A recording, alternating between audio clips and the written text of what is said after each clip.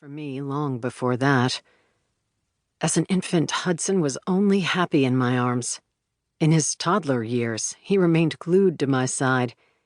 Even in early elementary school, he followed me around, his sticky hands always reaching for mine. But around the time Hudson turned 9, things started to take off for my band, Flight of Hearts. I was gone a lot, and in that time, Hudson grew more attached to his dad. I couldn't blame him. Just hoped that one day he would understand why I missed his 8th grade graduation, his junior prom. Ambition comes at a cost, especially unfairly to working mothers. But since Darren died 5 years ago, Hudson and I have rarely spoken, and he's only been home a handful of times. It's like the mutual connection between us was severed. Or maybe my inability to stay settled at home affected Hudson in its own way. I've never stopped missing my little boy, though.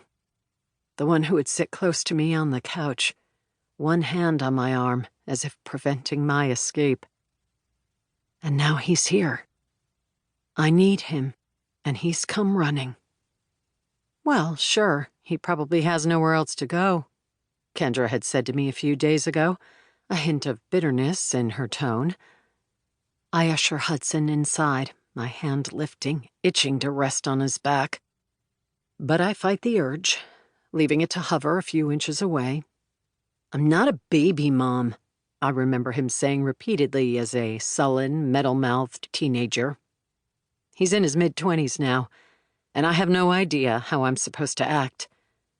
With Kendra, I don't have the same problem. She's been an adult since she was 5, bossy, independent, responsible. Hudson took a little longer to mature. I got your old room ready. It's weird to think about Hudson being back in his former bedroom, the one he grew up in. So much has changed. My old room.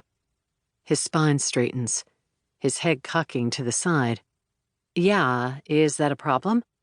I have no idea where else I'd put him. Kendra's old room? Darren's former study?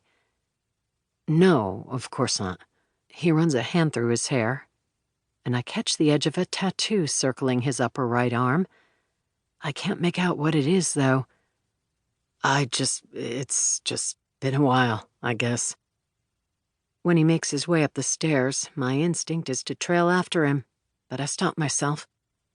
Wrapping my arms around my body, I lean against the wall, watching his back as he climbs the steps. Hudson has never been a big talker. His sister is.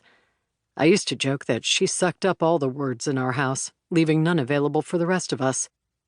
Still, his silence today is unnerving. When I hear the click of his bedroom door, I sigh. Pushing off the wall, I walk toward the kitchen to make some tea. The floorboards creak beneath my slippers.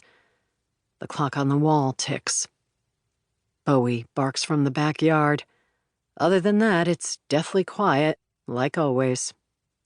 A woman and her dog, all alone in this big Victorian house. The first time I saw this house, it beckoned to me.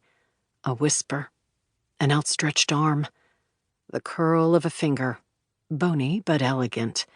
Its pull was hypnotic. I stood at the curb, staring up at the imposing staircase, the shuttered windows, the pointed roof. It reminded me of my grandma, not because she had a house like this, but because she was strong, tall in stature, and had a presence that overshadowed everyone around her. That was this house. The surrounding homes were lower, at street level, with only a few steps leading up to a small porch. This one sat high above them, more than a dozen steps leading up to a large wraparound porch. None of the other homes had the personality this one did. Can you imagine the stories this house holds? I whispered under my breath, the words coming out in white puffs that disintegrated in the air like cigarette smoke.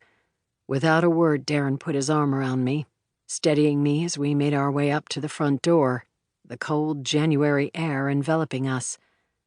We'd left the kids with a sitter since Kendra was only 7 and Hudson 5. Jan, our real estate agent,